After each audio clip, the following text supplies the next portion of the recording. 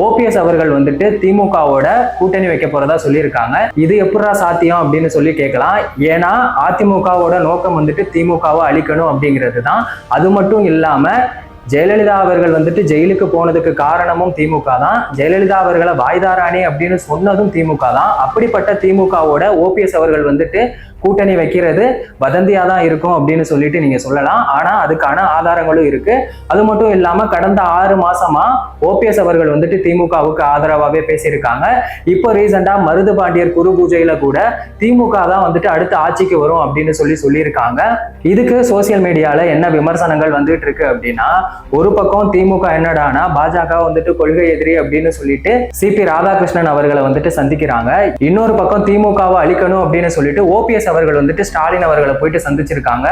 உங்களோட நலனுக்காக நீங்க வந்துட்டு என்ன வேணா மாத்தி மாத்தி பாடுபடுறீங்க, ஆனா மக்களோட நலனுக்காக யாரும் பாடுபடுற மாதிரி தெரியல அப்படின்னு சொல்லிட்டு விமர்சனம் பண்ணிட்டு இருக்காங்க.